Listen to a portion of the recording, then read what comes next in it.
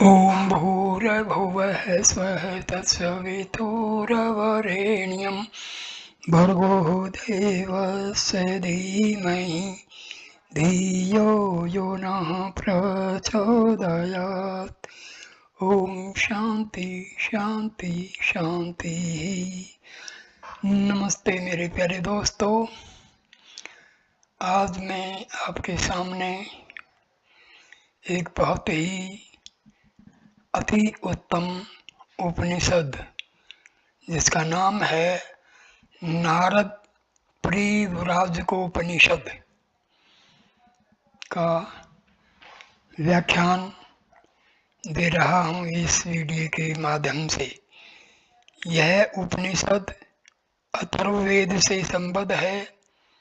इसमें परिव्राजक सन्यासी के सिद्धांतों, आचरणों आदि का विस्तृत वर्णन है।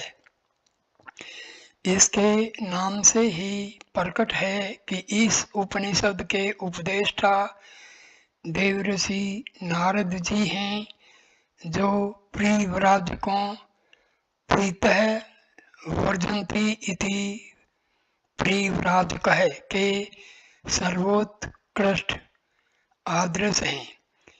ये उपनिषद सन्यासियों के लिए है, लेकिन इसमें दिए गए जो उपदेश हैं वो सभी साधकों के लिए उतने ही अति उत्तम और उपयोगी हैं। इस उपनिषद के कुल 9 प्रखंड हैं। प्रखंड का मतलब पाठ, जिनमें उपदेश की संज्ञा प्रदान की गई है। प्रथम उपदेश में शौनक आदि अनेक ऋषियों ने देवर्षि नारद जी से संसार बंधन से मुक्ति का उपाय जानना चाहा है। उसी के उत्तर में नारद जी ने विस्तार से वर्णाश्रम धर्म का विवेचन किया है। द्वितीय उपदेश में शौनक जी ने संन्यास की विधि के विषय में नारद जी से पूछा है।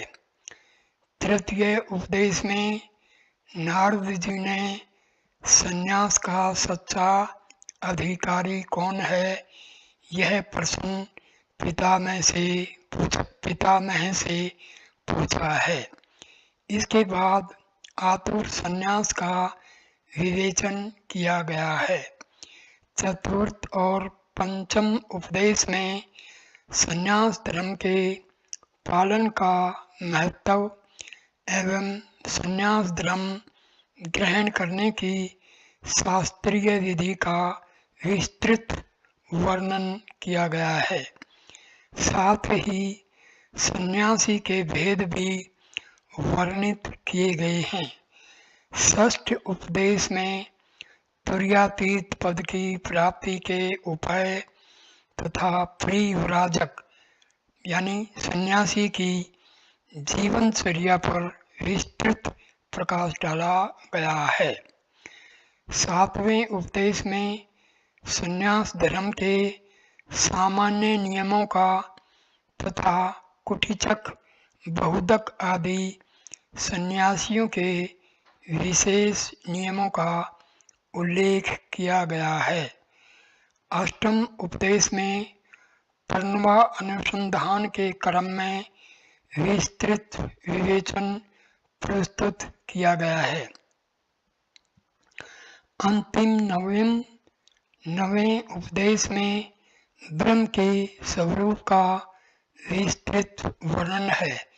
साथ ही आत्मवेता सन्यासी का लक्षण बताकर उसके द्वारा परम पद प्राप्त करने की प्रक्रिया का निरूपण करते हुए उपनिषद को पूर्णता प्रदान की गई है। शांति पाठ। ओम भद्रम कर्णेभिः इति शांति। द्रष्टव्य अथर्वशीर उपनिषद। अब मैं संस्कृत श्लोकों को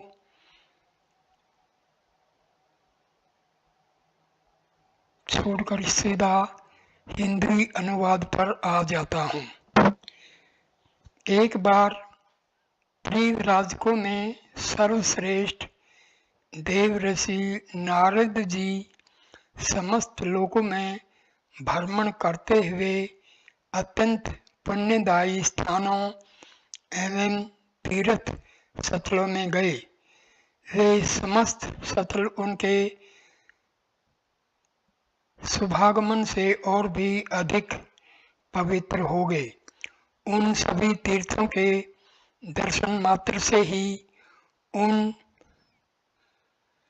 देवऋषि ने अपने चित्त की शुद्धि प्राप्त की। उन देव ऋषि का मन अत्यधिक शांत था। सभी इंद्रियां उनके वश में थी। वे सभी तरफ से विरक्त थे तथा उनके मन में किसी भी जीव के प्रति द्वेष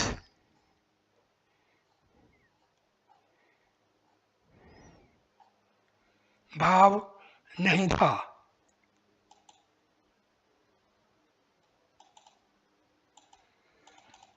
वे सभी तरफ से विरक्त हो स्वयं के स्वरूप के अनुसंधान में लगे हुए थे। भ्रमण करते करते वे नैमिषारण्य में आए, जो नियम संयम से आनंदित करने के कारण विशेष गणना करने योग्य पवित्र तीर्थ है। उस तीर्थ में अनेकों ऋषि मुनि निवास करते थे। उन देव ऋषि नारद जी ने उस पुण्य भूमि का दर्शन किया। वहाँ वैराग्य का बोध कराने वाले विशेष वीणा के स्वर झंकृत हो रहे थे। वे सांसारिक चर्चा से परे रहकर भगवान की वीणा द्वारा मधुर कथा के गीतों में रस लेते थे। उन देवऋषि के गीतों का श्रवण करके समस्त स्थावर जंगम प्राणी समुदाय आनंद से झूम उठता था। उनका भक्ति रस से परिपूर्ण संगीत मनुष्य, पशु, देवता, किन्नर, गंधर्व एवं अप्सरा आदि को भी आकृष्ट कर रहा था। उस समय उस सुप्रसिद्ध स्थल पर 12 वर्षीय सतर याग संपन्न किया जा रहा था। उस महान यज्ञ में समस्त देवगण, तपस्वी जन, ज्ञान वैराग्य से ओतप्रोत शौनक आदि महर्षि जन सम्मिलित हुए। उन महर्षि जनों ने परम भागवत देवर्षि नारद को आया देखकर अति भव्य स्वागत सत्कार किया।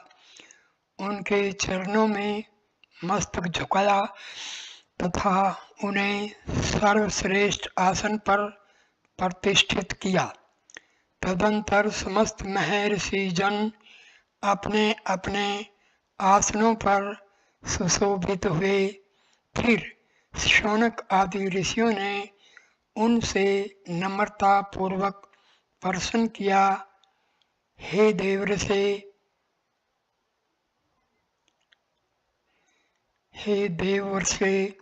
संसार के बंधनों से मुक्ति का क्या उपाय है? कृपा करके हमें यह बताने का अनुग्रह करें। ये दूसरा श्लोक था।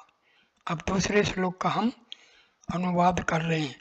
उन शौनकादि महर्षि जनों के इस प्रकार प्रश्न करने पर उन त्रिलोक प्रसिद्ध देवर्षि नारद जी ने कहा, श्रेष्ठ कुल में प्रादुर्भूत पुरुष यदि उपनयन संस्कार में संस्कृत नहीं हुआ हो तो सर्वप्रथम उसका विधिवत उपनयन संस्कार संपन्न कराए। तदंतर 44 संस्कारों से संपन्न होकर तथा अपने मनोनुरूप गुरु के समीप आश्रम में प्रतिष्ठित हो। वहाँ आश्रम में गुरु की सेवा शुश्रूषा करते हुए सर्वप्रथम अपनी वेद की शाखा का अध्ययन करे। तदंतर कर्मानुसार समस्त विद्याओं का अभ्यास करते हुए 12 वर्षों तक गुरु सेवा करते हुए ब्रह्मचर्य का पालन करता रहे। इसके पश्चात क्रमशः 25 वर्षों तक गृहस्थ धर्म का तथा 25 वर्षों तक वानप्रस्थ धर्म का विधिवत पालन करना चाहिए। प्रबुद्ध जन 4 तरह का ब्रह्मचर्य बतलाते हैं। गारस्थ 6 प्रकार का तथा वानप्रस्थ 4 तरह का बतलाया गया है। इन सभी आश्रमों का भली भांति अभ्यास करते हुए उन आश्रमों के सभी कर्मों का समुचित अनुष्ठान करे। तत्पश्चात साधन चतुष्ट से युक्त होकर संपूर्ण विश्व से ऊपर उठकर मन, वाणी, कर्म, देह आदि के द्वारा सभी तरह की आशा का परित्याग करे और वासनाओं एवं ऐषणाओं का भी सर्वथा त्याग कर दे। इसके बाद सभी के प्रति वैर भाव का परित्याग करके मन एवं इंद्रियों को वश में रखते हुए संन्यास ग्रहण कर लेना चाहिए तथा संन्यास आश्रम में रहकर अपने अविनाशी स्वरूप का ध्यान करते रहना चाहिए। इस प्रकार से चिंतन में लीन हुआ जो पुरुष शरीर का परित्याग करता है वह मुक्ति प्राप्त कर लेता है, वह मुक्त हो जाता है। यही उपनिषद गूढ़ रहस्य युक्त विशिष्ट ज्ञान है। द्वितीयोपदेश दूसरा पाठ। पहला श्लोक हिंदी अनुवाद। इसके पश्चात वे शौनक आदि महर्षि जन पुनः देवर्षि नारद जी से प्रार्थना करते हुए कहने लगे, हे भगवान, आप हम सभी को संन्यास की विधि बताने की कृपा करें। नारद जी ने उन सभी पर स्नेहपूरित दृष्टिपात किया और कहने लगे, हे महर्षि, संन्यास का संपूर्ण स्वरूप लोक पिता में ब्रह्मा जी के श्री मुख से ही श्रवण करना श्रेयस्कर होगा। ऐसा कहकर सत्रयाग के संपन्न होने पर उन सभी के सहित वे देवर्षि नारद ब्रह्मलोक में आकर पर ब्रह्म का चिंतन करते हुए नमन वंदन करते हुए ब्रह्मा जी की स्तुति करने लगे। तदंतर ब्रह्मा जी ने सभी को यथोचित आसन पर बैठने को कहा। तत्पश्चात नारद जी भगवान ब्रह्मा जी की स्तुति करते हुए कहने लगे, ब्रह्मन, आप हम सभी के गुरु एवं पिता हैं। आप सभी कुछ जानने वाले तथा संपूर्ण विद्याओं के ज्ञाता हैं। अतः आप हमारे एक अत्यंत प्रिय रहस्य को प्रकट करने का अनुग्रह करें। आपके अतिरिक्त ऐसा कोई भी नहीं है जो हम सभी के इच्छित रहस्य को भली प्रकार से स्पष्ट कर सके। यदि आप हमारे अभिष्ट विषय के रहस्य को बताने के लिए तैयार हों तो सर्वप्रथम कृपा करके आप परिव्राजक के स्वरूप एवं कर्म नियम को हम सभी के समक्ष उपदेश करने की कृपा करें। देवऋषि नारद जी के द्वारा इस प्रकार की जिज्ञासा व्यक्त किए जाने पर ब्रह्मा जी ने एक बार देखा तथा 2 घड़ी के लिए समाधिस्थ होकर जन्म मृत्यु रूप सांसारिक कष्टों से मुक्ति प्राप्त करने का उपाय खोजने लगे।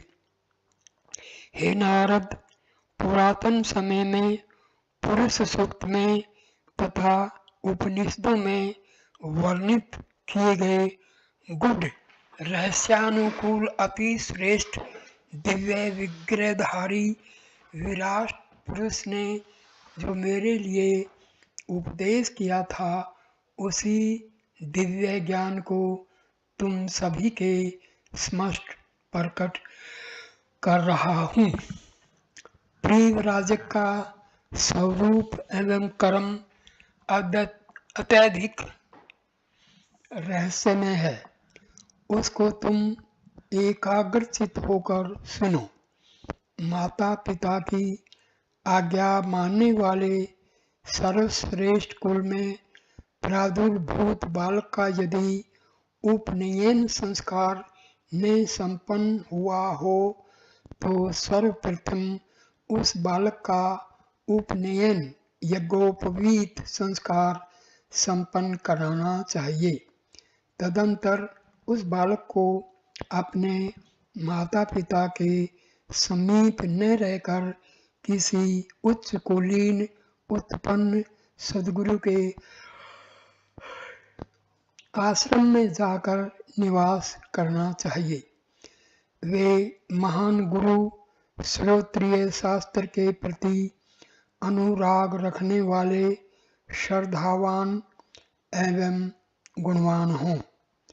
उन समर्थ गुरु की सेवा में उपस्थित होकर उनके चरणों में नमन वंदन करते हुए उन पर सर्वस्व समर्पित कर देना चाहिए।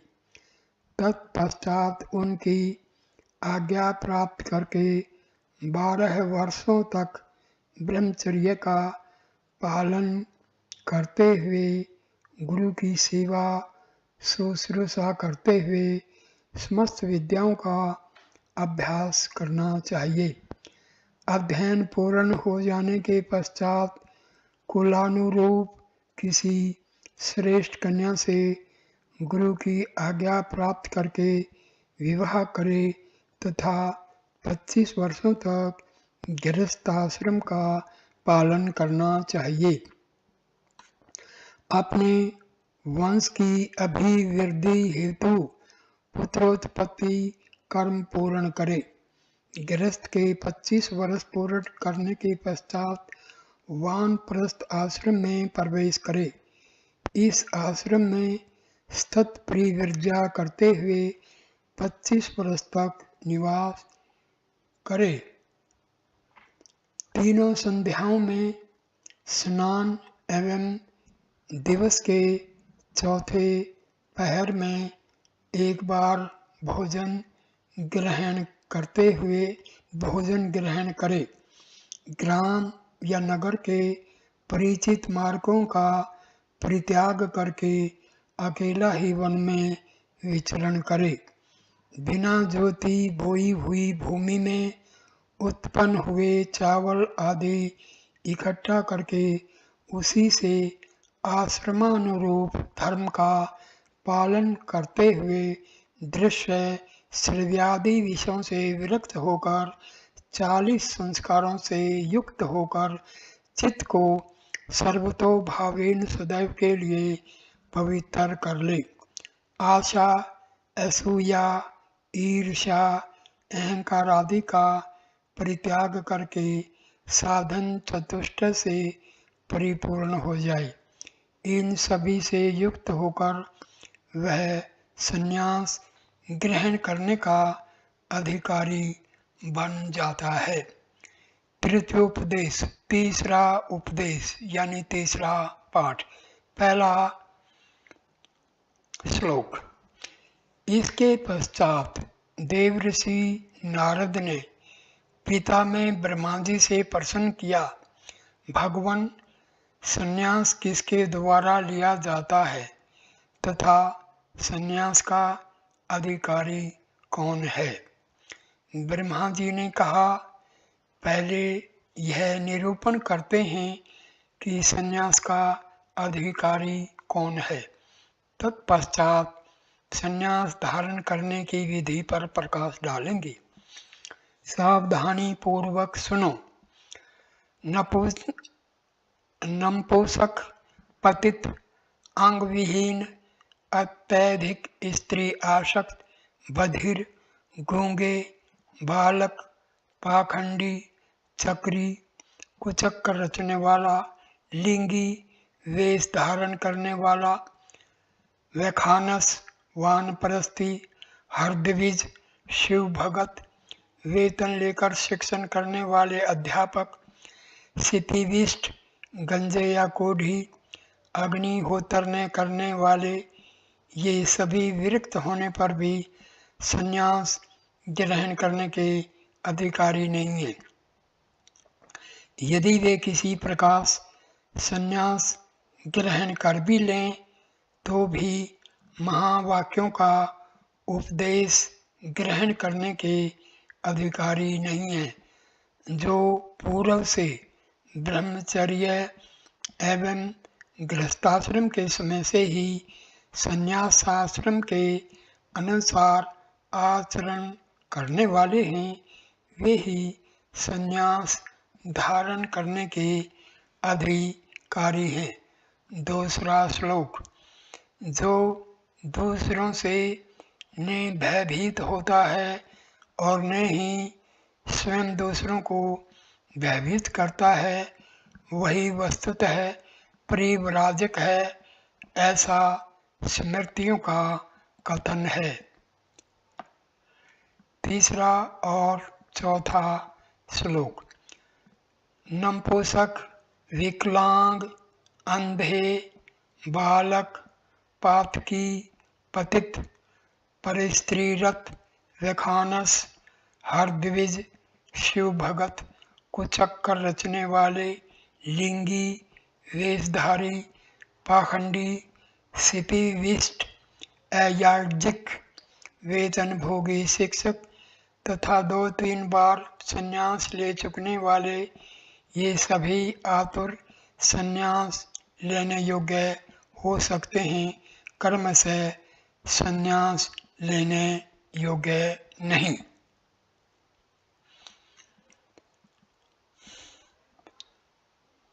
5वां, 6वां, 7वां, 8वां और 9वां श्लोक। नारद का प्रश्न।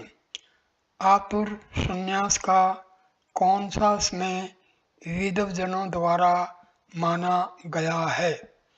ब्रह्मा जी का उत्तर। प्राणों के निकलने का समय जब अत्यंत निकट हो तभी आतुर संन्यास लेने का उचित समय माना गया है। इसके अतिरिक्त अन्य कोई समय उचित नहीं है। आतुर संन्यास यदि ठीक समय पर संपन्न हो जाए तो वह मुक्ति प्रदायक होता है। आतुर संन्यास ग्रहण में भी विद्वान पुरुष शास्त्र विहित मंत्रों का विधिवत उच्चारण करके ही संन्यास ग्रहण करे। आतुर संन्यास और कर्म संन्यास के विधान में प्राय कोई भेद नहीं है। प्रत्येक मंत्र कर्म से ही संबंधित होता है और कर्म मंत्र द्वारा प्रेरित होता है। मंत्र के बिना किया गया कोई भी कर्म वस्तुतः कर्म नहीं है, अस्तु मंत्र का कभी परित्याग नहीं करना चाहिए। मंत्र रहित किया गया कोई भी कर्म भस्म राख में छोड़ी हुई आहुति के समान व्यर्थ होता है। हे मुने, शास्त्र वर्णित कर्म के संक्षेप में करने से आतुर संन्यास की विधि पूर्ण होती है, इसलिए इस प्रक्रिया में मंत्रों का बारंबार उच्चारण शास्त्र सम्मत एवं उचित है। 10वां और 11वां श्लोक। यदि अग्निहोत्र संपन्न करने वाला पुरुष किसी अन्य देश में गया हो और वहां उसे वैराग्य उत्पन्न हो जाए तो जल में प्राजापत्य इष्टि संपन्न करके संन्यास ग्रहण कर ले। यह प्रजापत्य याग केवल मन से करे अथवा शास्त्र विहित मंत्रों के उच्चारण पूर्वक अथवा वेदोक्त विधान से कर्मा अनुष्ठान पूर्वक संपन्न करे। यह सब करके ही विद्वान पुरुष संन्यास ले, अन्यथा वह अपने धर्म से च्युत हो जाता है। 12वां और 13वां श्लोक। जब मन में सभी पदार्थों के प्रति वितृष्णा उत्पन्न हो जाए तभी संन्यास ग्रहण करने की इच्छा करनी चाहिए।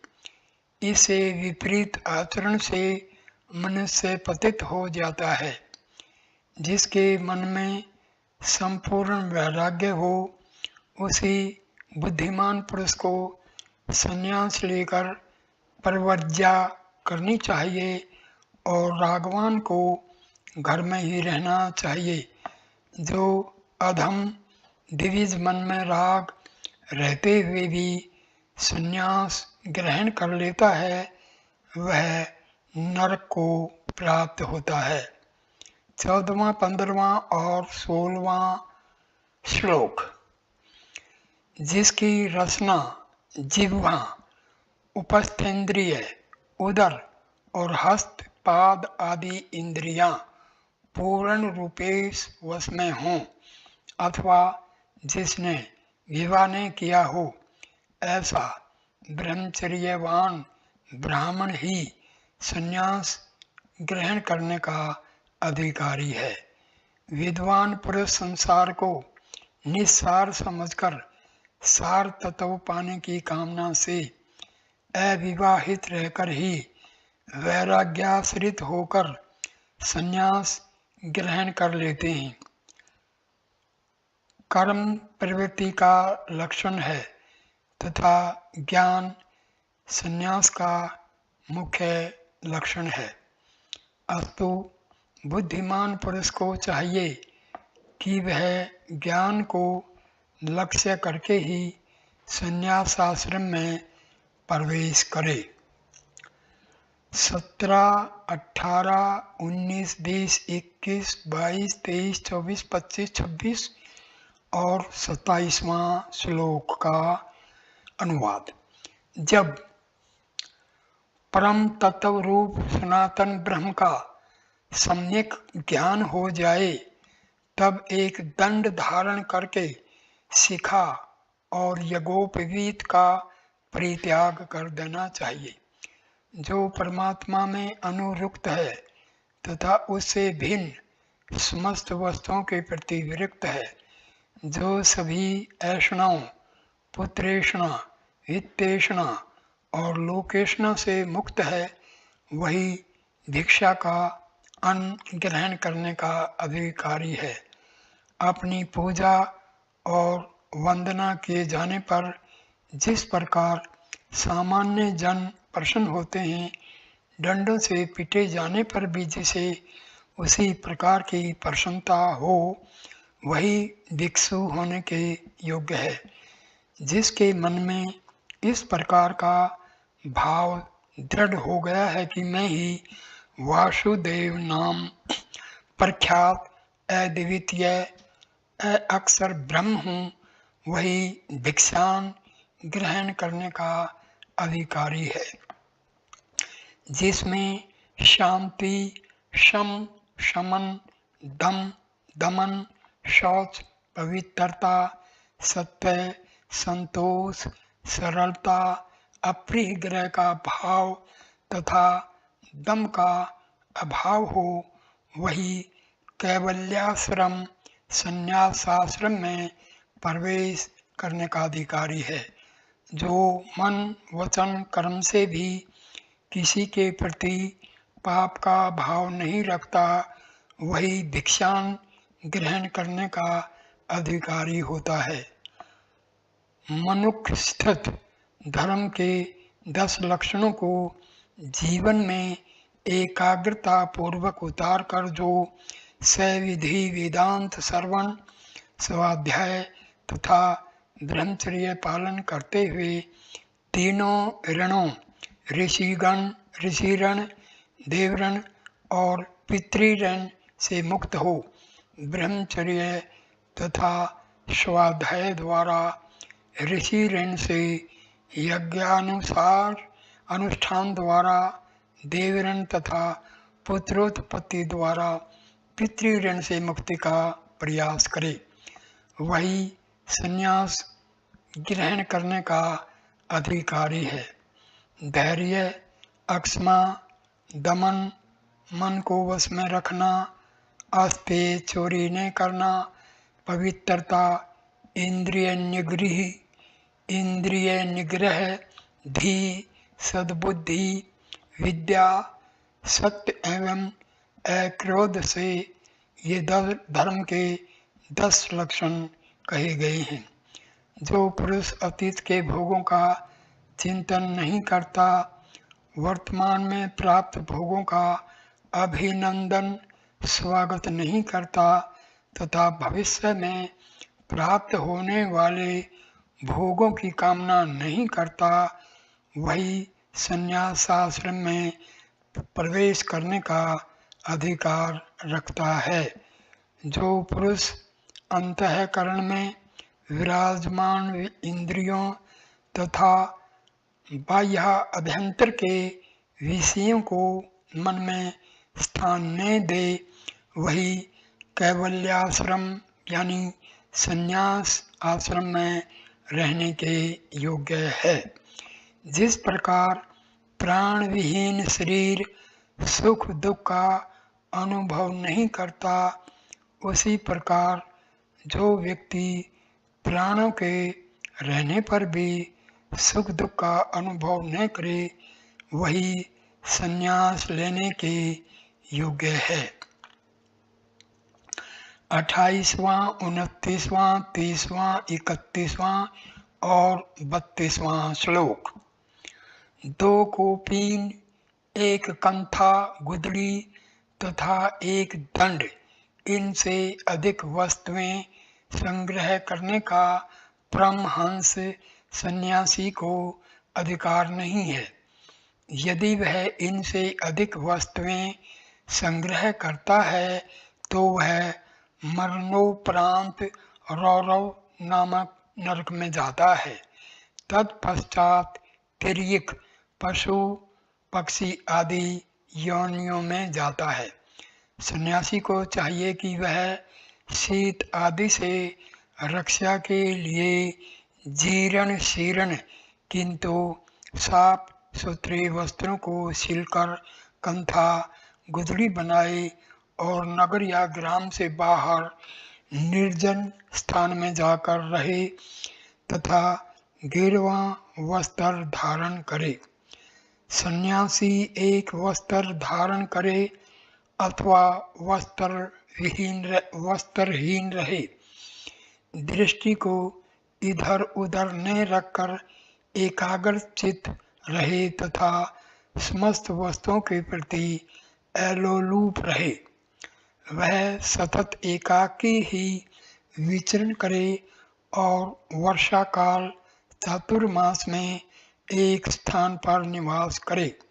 स्त्री, पुत्र, कुटुंब, वेदांगों के ग्रंथ, व्याकरण आदि यज्ञ और यज्ञोपवीत को सर्वथा विसर्जित करके सन्यासी को सदैव अपने को गूढ़ बनाकर अपना विज्ञापन किए बिना विचरण करना चाहिए। 33वां, 34वां, 35वां, 36वां, 37वां, 39वां और 40वां श्लोक। काम, क्रोध, लोभ, मोह, अहंकार आदि समस्त दोषों का परित्याग करके सन्यासी को सब ओर से निर्मप, ममता रहित हो जाना चाहिए।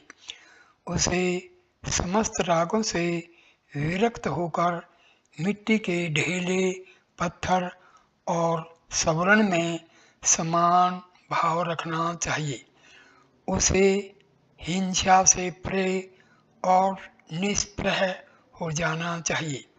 जो सन्यासी दम, अहंकार, हिंसा, परनिंदा आदि दोषों से दूर है तथा आत्मज्ञान उपलब्ध कराने वाले गुणों से सुशोभित है, वही मुक्ति का अधिकारी है। इंद्रियों के विषयों में आसक्त हो जाने पर व्यक्ति निसंदेह दुर्गुणों से लिप्त हो जाता है, परंतु इन्हीं इंद्रियों को वह सम्यक रूप से वश में कर ले तो मुक्ति रूप सिद्धि को प्राप्त करता है। सांसारिक भोगों का निरंतर उपभोग करने से उन्हें भोगने की कामना कभी शांत नहीं होती। वह उसी तरह और बढ़ती जाती है जैसे अग्नि में घृत डालने पर वह और अधिक प्रज्वलित होती है। जो साधक मृदु या कटु वचनों का श्रवण करके स्वादिष्ट या स्वाद रहित भोजन करके सुंदर या कुरूप दृश्य देखकर तथा सुगंधित या दुर्गंधपूर्ण पदार्थ सूंघ कर न तो हर्षोल्लसित होता है और न ही ग्लानि का अनुभव करता है। उसी को जितेंद्रिय जानना चाहिए, जिसका मन और वाणी पवित्रता से ओतप्रोत है, जो सभी प्रकार के दोषों से सर्वथा मुक्त है, वही वेदांत सुनने का फल प्राप्त करता है। ब्राह्मण को चाहिए कि वह सम्मान को विस्तुल्य, उद्विग्नकारी तथा अपमान को अमृत तुल्य मानकर सदा उसकी कामना करे। 41 से लेकर 53 तक के श्लोकों का हिंदी अनुवाद।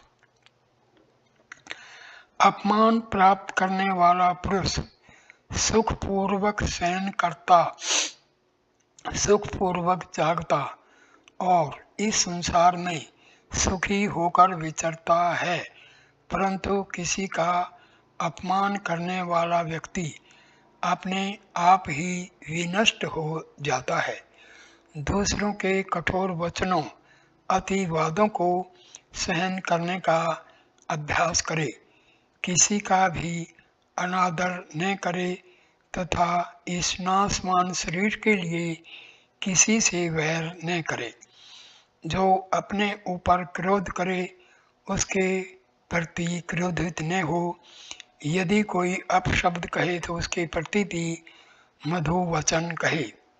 7 द्वारों, 2 आँख, 2 कान, 2 नासिक छिद्र, नासिका छिद्र और 1 मुख से संबद्ध जिह्वा को कभी अनर्थ भाषण, झूठ बोलने के लिए प्रयुक्त न करे।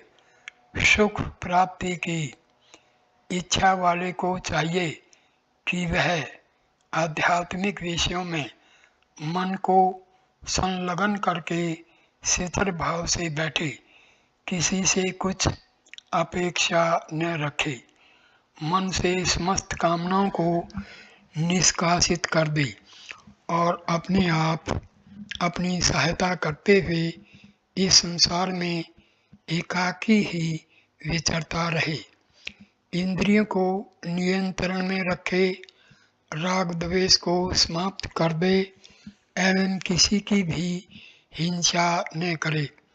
ऐसा करने से मनुष्य मुक्ति को प्राप्त करता है। यह काया रोगों का आगार है, जिसमें अस्थि रूपी स्तंभ लगे हैं, जिसमें स्नायुओं का जाल डोरियों के रूप में पूरित है, जिस पर रक्त और मांस का लेपन प्लास्टर है तथा जिसे चर्म से मानो मढ़ दिया गया है। यह सदैव मलमूत्र से पूरित रहता है, जिसमें दुर्गंध भरी है। इस शरीर में दुरावस्था और रोगों के कारण निरंतर संताप और आतुरता रहती है। रज और वीर्य से उत्पन्न होने के कारण यह शरीर रज सबल, रजोगुण प्रधान अथवा धूलि से भरा, विकारों से भरा है। यह शरीर अनित्य है, अर्थात किस दिन इसका अवसान हो जाएगा यह पता नहीं है।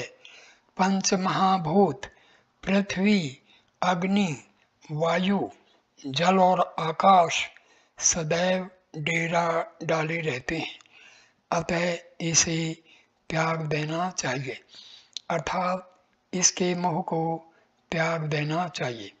यदि कोई मनुष्य रस, मांस, मज्जा, अस्थि, मलमूत्र और नाड़ियों से निर्मित इस शरीर से प्रेम करता है तो वह नरक से भी अवश्य प्रेम करेगा। शरीर में स्थित अहम भाव ही काल सूत्र नामक नरक को ले जाने वाला है। वही कालवीची नरक भी ले जाने वाले जाल के रूप में भी बिछा है।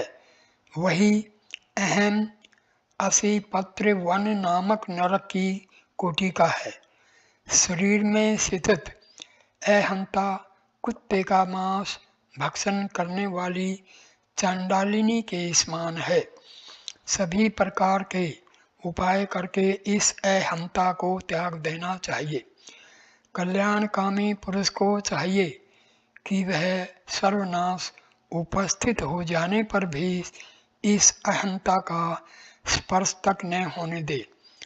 अपने प्रियजनों में स्थित पुण्य और अप्रियजनों में स्थित दुष्कृत्यों पाप के अतिरिक्त स्वयं उनसे किसी प्रकार भी संबंध न रखे।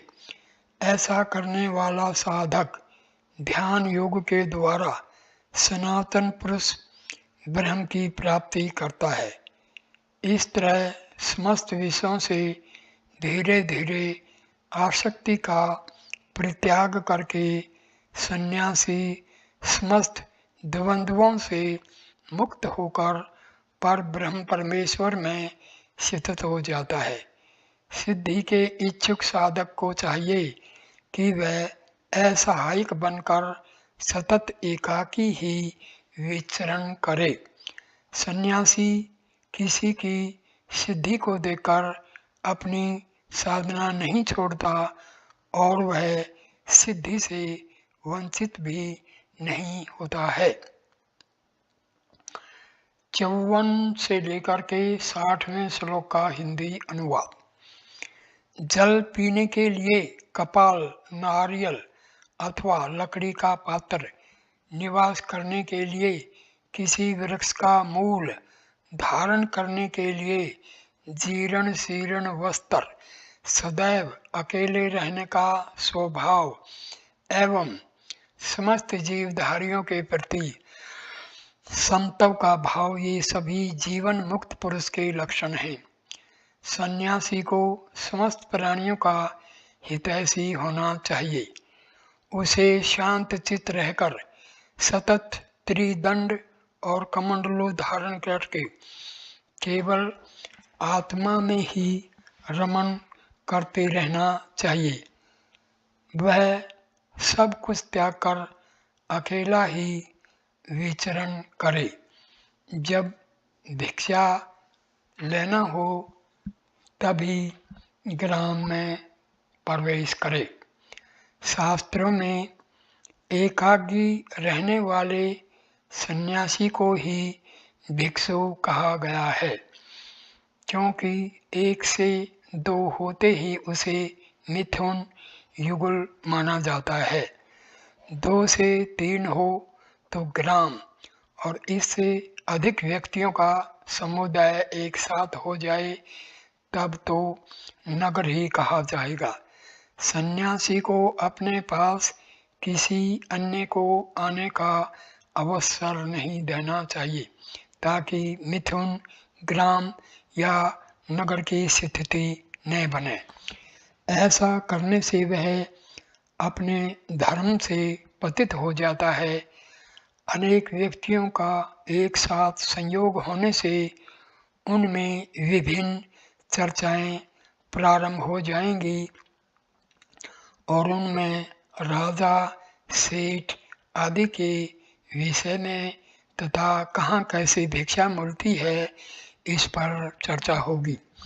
इसके पश्चात विभिन्न बातों के फल स्वरूप परस्पर राग, द्वेष, चुगली आदि के भाव उत्पन्न होंगे ही, इसमें कोई संशय नहीं है। इसीलिए शास्त्रों ने सन्यासी को निष्प्रह भाव से एकाकी ही रहने का आदेश दिया है। वह किसी के साथ व्यर्थ बातचीत न करे, दूसरों की बात या नमन का उत्तर नारायण कहकर दे।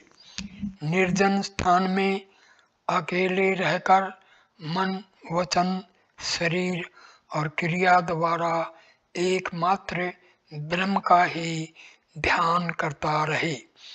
जीवन अथवा मृत्यु का कभी अभिनंदन न करे। मृत्यु काल आने तक की प्रतीक्षा करता रहे। सन्यासी जीवन और मृत्यु में से किसी की प्रतीक्षा न करे। साधक को चाहिए कि वह व्यर्थक वैतनिक कर्मचारी के द्वारा अपने स्वामी के आदेश की प्रतीक्षा करने की तरह एकमात्र काल की प्रतीक्षा करता रहे। 62 से लेकर के 76वें श्लोक तक का अनुवाद। नपुंसक, काम भाव शून्य, अंधे, लूले, बहरे, मुग्ध, जड़ और अजिह्व के समान रहने वाला भिक्षु उपरयुक्त 6 गुणों से संपन्न होकर मोक्ष को प्राप्त करता है। जो स्वाद अस्वाद को न देखकर भोजन ग्रहण करता है और हितकर मृदु तथा सत्य बोलता है, उसे अजिह्व कहा जाता है। जो पुरुष नवजात कन्या, षोडशी युवती और शतवर्षा वृद्धा को देखकर मन में किसी प्रकार का राग द्वेष उत्पन्न नहीं होने देता, उसे षण्डक कहते हैं। जो भिक्षु मात्र भिक्षा अथवा मलमूत्र त्याग के लिए ही भ्रमण करता है तथा एक दिन में 1 योजन 4 कोस से अधिक गमन नहीं करता, शेष में ध्यानादि करते हुए खड़े होकर व्यतीत करता है, वह पंगु ही है। चलते हुए या खड़े होकर जिसकी आंखें 4 युग प्राय 10 हाथ भूमि की दूरी तक ही देखती हैं, उसे अंध कहते हैं। हित अथवा अहित की तथा सुख अथवा दुख की बात को जो नहीं सुनता, इस प्रकार की बात सुनकर भी उसे प्रभावित होकर कोई ध्यान नहीं देता, वह बधिर बहरे के समान है। विषयों की समीपता, शरीर में सामर्थ्य और इंद्रियों में स्वस्थता होते हुए भी जो भिक्षु सोए हुए के समान उन विषयों की ओर आकृष्ट नहीं होता, उसे मुग्ध, जड़िया, भोला भाला कहा गया है। भिक्षु सन्यासी को चाहिए कि वह अपने संबंधियों, नटों के खेल, दूत क्रीड़ा, युवती स्त्री, भोज्य पदार्थ तथा रज सबला स्त्री, इन 6 की ओर कभी दृष्टिपात न करे। दूसरों के प्रति द्रोह, अपनों के प्रति मोह, मद माया और राग द्वेष, इन दोषों से सदैव अलग रहे तथा मन में भी इनके प्रति कभी विचार तक न आने दे। मंच, कुर्सी आदि, श्वेत वस्त्र, स्त्री चर्चा, इंद्रिय लोलुपता, विवाह, शयन और सवारी पर यात्रा करना, ये 6 दोष सन्यासी के लिए पातक रूप हैं। आत्मचिंतन की कामना करने वाले सन्यासी के लिए उचित है कि वह दूर की यात्रा न करने का प्रयत्न करता रहे और मोक्ष प्रदायिनी उपनिषद विद्या का सतत अभ्यास करे। सन्यासी के लिए अधिक तीर्थ सेवन तथा अधिक उपवास उचित नहीं है। अधिक विद्याओं के पठन पाठन का स्वभाव भी वह न बनाए, स्वभाव में व्याख्यान भी न दे और पाप, दुष्टता तथा कुटिलता पूर्ण व्यवहार न करे। जिस प्रकार कछुआ सभी तरह से अपने अंगों को समेट लेता है, उसी प्रकार सन्यासी भी सभी विषयों की ओर से अपनी इंद्रियों को समेट ले तथा इंद्रियों और मन के कार्य व्यापारों को अक्षीण कर दे। कामना और परिग्रह को त्याग कर हर्ष शोक से विरत हो जाए। वह नमस्कार, देव स्तुति और सवधा, श्राद्ध तर्पण को भी त्याग दे। वह ममता और अहंकार से शून्य होकर किसी भी वस्तु की अपेक्षा न करे, सदैव एकांत वास करे। इस प्रकार उपयुक्त ढंग से जीवन यापन करने से वह संसार के बंधन से मुक्त हो जाता है। 77 से लेकर 79 श्लोक। कोई भी ब्रह्मचारी, गृहस्थ अथवा वानप्रस्थी जो ज्ञान, कर्म और भक्ति से युक्त है तथा प्रमाद रहित होकर आत्मा के अधीन रहता है, उसे यदि वैराग्य उत्पन्न हो जाए तो वह संन्यास ग्रहण कर सकता है। यदि वैराग्य परिपक्व न हुआ हो तो कर्मस्य ब्रह्मचर्य आश्रम की अवधि पूरी करके गृहस्थ में प्रविष्ट हो, तत्पश्चात वानप्रस्थ आश्रम में जाए और उसकी भी अवधि पूर्ण करके संन्यास ग्रहण करे। यदि वैराग्य तीव्र हो जाए तो ब्रह्मचर्य आश्रम के बाद सीधे ही संन्यास ग्रहण कर ले। गृहस्थाश्रम अथवा वानप्रस्थाश्रम में यदि तीव्र वैराग्य हो जाए तो उसके बाद भी सीधे ही संन्यास ग्रहण किया जा सकता है। ब्रह्मचारी, अब्रह्मचारी, स्नातक, अस्नातक, अग्निहोत्री, अग्निहोत्री, अग्निहोत्र का त्याग कर चुकने वाला कोई भी हो, जब उसे तीव्र वैराग्य उत्पन्न हो जाए तभी गृह त्याग करके संन्यास ग्रहण कर लेना चाहिए। संन्यास आश्रम में प्रविष्ट होते समय कुछ विद्वान प्राजापत्य इष्टि संपन्न करते हैं। तीव्र वैराग्य होने पर उसे भी करना आवश्यक नहीं है अथवा केवल आग्नेय इष्टि ही संपन्न करे। अग्नि ही प्राण है, इस इष्टि से साधक प्राण का ही पोषण करता है अथवा त्राभावी जो इंद्र से संबंधित है, इष्टि ही संपन्न करे। सत्व, रज और तम ये 3 ही धातुएं हैं। इस इष्टि द्वारा साधक इन्हीं तीनों का हवन करे। विधिवत इष्टि करके अयम ते योनि, इस मंत्र से अग्नि को सूंघे। मंत्रार्थ इस प्रकार है, हे अग्निदेव, यह समष्टि गण प्राण ही तुम्हारा उत्पत्ति का मूल है। इसी कारण तुम उत्तम कांति से सुशोभित हो रहे हो। तुम अपनी उत्पादक प्राण को जानकर इसमें विराजो। इस प्रकार हमारे प्राण में प्रतिष्ठित होकर हमारे ज्ञान धन को समृद्ध करो। निश्चय ही यह प्राण तत्व अग्नि के प्राकट्य का हेतु है। अतः इस कारण मंत्र में अग्नि एवं प्राण की एकात्मता सिद्ध हुई है। आह्वनीय अग्नि में से अग्नि प्राप्त कर उपयुक्त तरीके से इष्टि करके अग्नि का अवग्रहण करे। यदि किसी कारणवश अग्नि प्राप्त न हो सके तो जल में ही यजन कृत्य पूर्ण कर लेना चाहिए। अवश्य ही समस्त देवगण जल रूप हैं। समस्त देवों के लिए मैं यजन कृत्य करता रहा हूँ। यह हवि उन देवों को प्राप्त हो ऐसा भाव करना चाहिए। तत्पश्चात उस जल राशि में से थोड़ा सा जल लेकर उससे आचमन कर लेना चाहिए।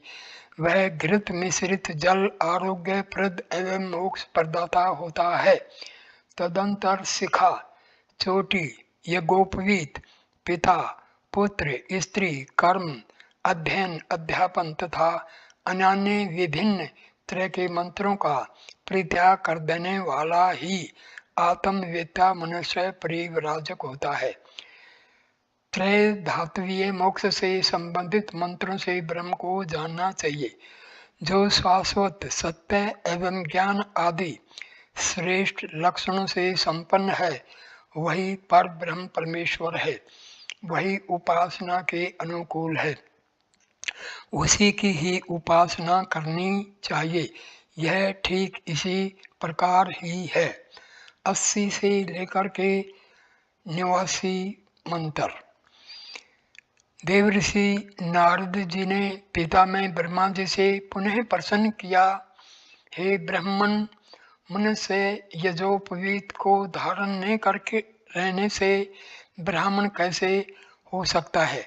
तब पिता मैंने उन देवऋषि नारद से कहा, हे नारद, ज्ञानवान पुरुषों को शिखा के सहित सिर के सभी केशों का मुंडन करा के शरीर पर यज्ञोपवीत के रूप में धारण किए हुए बाह्य सूत्र का परित्याग कर देना चाहिए तथा जो अविनाशी शाश्वत पर ब्रह्म परमेश्वर है उसी को सभी में व्याप्त सूत्र रूप में जान करके अपने अंतः में धारण करके जो सूचना अर्थात जानकारी का कारण हो उसे ही सूत्र कहते हैं।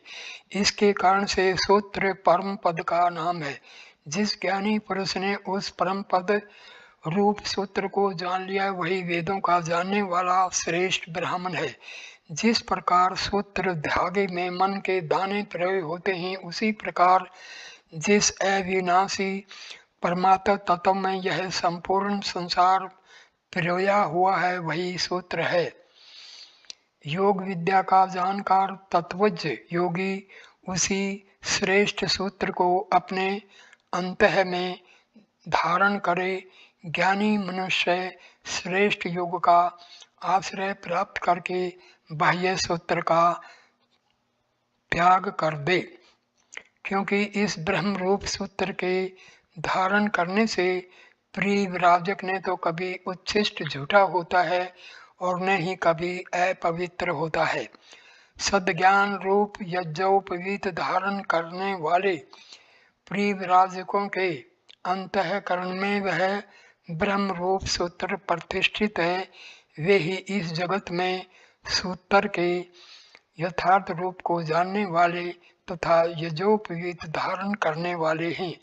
परिव्राजक सन्यासी ज्ञान रूपी शिखा को धारण करते हैं, ज्ञान में ही प्रतिष्ठित होते हैं तथा ज्ञान रूपी यज्ञोपवीत को ही धारण करते हैं। उन परिव्राजकों के लिए ज्ञान ही सबसे बड़ा पुरुषार्थ होता है। ज्ञान को ही सबसे पवित्र कहा गया है। जिस तरह से अग्नि की शिखा उसके स्वरूप से अलग नहीं होती उसी तरह जिस श्रेष्ठ ज्ञानी परिव्राजक ने ज्ञान रूपी शिखा को धारण कर रखा है वही शिखाधारी कहा जाता है। दूसरे अन्य लोग जो मात्र केश को धारण करते हैं वो वास्तविक शिखा को धारण करने वाले नहीं होते। जो ब्राह्मण आदि द्विज वैदिक कर्मादि के श्रेष्ठ अधिकारी माने जाते हैं उन्हीं श्रेष्ठ जनों को यह बाह्य सूत्र अर्थात यजोपवीत ग्रहण करना चाहिए, क्योंकि वही कर्म का श्रेष्ठ अंग माना जाता है। जिन परिव्राजकों के पास ज्ञान रूपी शिखा एवं ज्ञान रूपी यज्ञोपवीत है उसी परिव्राजक में पूर्ण रूपेण ब्राह्मण तत्व विद्यमान है। ब्रह्म ज्ञानी जन ऐसा ही मानते हैं। 90 से 90वां श्लोक, यह अकेला बड़ा श्लोक है। इस प्रकार से ब्राह्मण उपर्युक्त सभी नियम उपनियम जानकर घर का परित्याग करके सन्यासी हो जाए। मात्र एक ही वस्त्र धारण करे, सिर के बालों का मुंडन करा ले तथा किसी भी तरह की वस्तुओं पदार्थों आदि का संग्रह न करके यदि वह शारीरिक क्लेशों को सहने में सक्षम न हो तो उसे कौपीन लंगोटी धारण कर लेनी चाहिए, और यदि शारीरिक क्लेशों परेशानियों को सहने में समर्थ हो तो वह विधिवत संन्यास धर्म को ग्रहण कर वस्त्र रहित हो जीवन यापन करे। वह अपने मित्र पुत्र स्त्री श्रेष्ठ गुरुजन एवं बंधु बांधव भाई को त्याग कर विचरण करे। स्वाध्याय तथा वैदिक कर्मों के अनुष्ठान को छोड़कर संपूर्ण विश्व ब्रह्मांड के साथ अपना संबंध परित्याग कर दे। अपने पास कौपीन दंड एवं अंगाच्छादन हेतु वस्त्रादि ही रखे। सभी तरह के द्वंद्वों को पूर्ण रूपेण सहन करते हुए सर्दी गर्मी आदि पर ध्यान न दे, न कभी सुख की इच्छा करे और न ही कभी दुख आदि द्वंद्वों से परेशान हो। निद्रा की भी चिंता नहीं करे। मान अपमान में सदैव समभाव से रहे। 6 प्रकार की उर्मियों से वह कभी भी प्रभावित न हो। निंदा मत्सर डाह अहंकार गर्व दंभ ईर्ष्या दोष इच्छा दोष दृष्टि इच्छा द्वेष सुख दुख काम क्रोध लोभ मोह आदि का परित्याग करके अपने शरीर को मृतवत मानकर आत्मा के अलावा दूसरी अन्य किसी भी वस्तु को बाह्य एवं अंतः से स्वीकार न करते हुए कभी भी किसी के समक्ष सिर न झुकाए और न ही यज्ञ एवं श्राद्ध आदि करे। किसी की निंदा एवं स्तुति अनुनय विनय आदि भी न करे। एकाकी ही स्वच्छंद सर्वत्र विचरण करता रहे। ईश्वर इच्छा से जो कुछ भी भोजन आदि मिले उस पर ही संतोष रखे। शरणाभूषण आदि रत्नों का कभी भी अपने पास संग्रह न करे, न कभी किसी का आह्वान करे, न ही कभी विसर्जन। मंत्र आदि का न तो प्रयोग करे और न ही उसका त्याग करे। ध्यान एवं उपासना आदि भी न करे। न कोई उसका लक्ष्य हो तथा लक्ष्यहीनता भी नहीं होनी चाहिए। न कभी किसी से अलग रहे, न ही कभी किसी के साथ रहे। न कभी किसी एक स्थान पर निवास करने का आग्रह करे और न ही किसी दूसरी जगह जाने का अनुरोध करे। उस ब्राह्मण का अपना निज का कोई आश्रम अथवा घर आदि भी नहीं होना चाहिए। उसकी बुद्धि सदैव स्थिर रहनी चाहिए।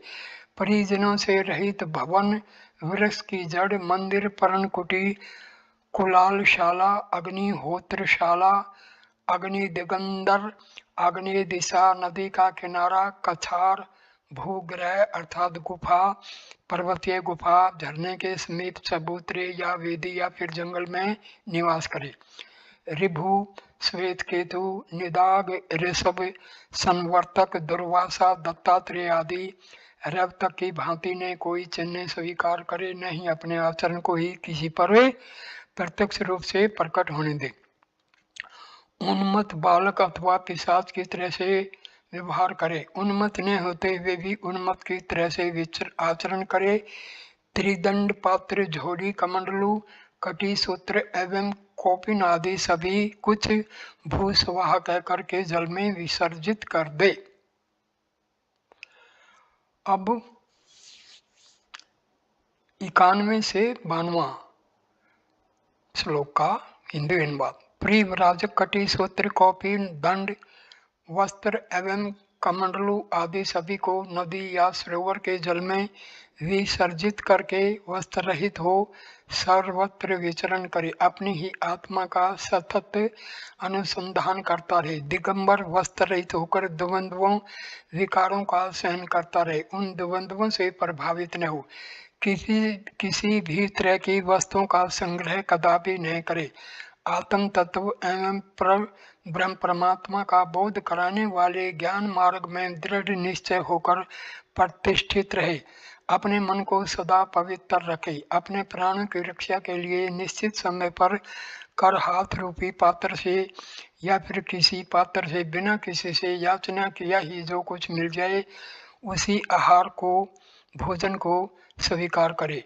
हानि लाभ को समान समझते हुए ममता से विलग हो जाए, मात्र अविनाशी शाश्वत पर ब्रह्म का ही सतत चिंतन करे, अध्यात्म के चिंतन में ही अपनी निष्ठा को सतत नियोजित किया करे, शुभ एवं अशुभ कर्मों का मूल्यांकन करता हुआ सदैव अपने आत्मा के उत्थान के अतिरिक्त सभी प्रिय वस्तुओं पदार्थों का हमेशा के लिए परित्याग कर दे, एकमात्र आनंद स्वरूप पर ब्रह्म परमात्मा के साक्षात्कार से युक्त हो, अहम ब्रह्मास्मि अर्थात मैं ही ब्रह्म हूँ, इस प्रकार दृढ़ निश्चय हो भ्रमर का ध्यान करने वाले कृमि कीट की भांति एकमात्र पर ब्रह्म स्वरूप ओमकार का ही ध्यान करता रहे, तीनों शरीरों स्थूल सूक्ष्म एवं कारण शरीर के प्रति अहंकार एवं मोह के भाव का परित्याग करके सर्वस्व विसर्जित करके ही प्रिव्राजक अपने शरीर का परित्याग करे। इसी तरह से उपयुक्त बताए हुए नियमों को जो भी सन्यासी अपनाता है वही कृतार्थ हो जाता है, ईश्वर सानिध्य को प्राप्त कर लेता है, यह ऐसा ही उपनिषद है। मैं इस वीडियो को यहीं पर विराम देता हूँ, अगला वीडियो नंबर 2 चौथे अध्याय से शुरू होगा। नमस्ते दोस्तों।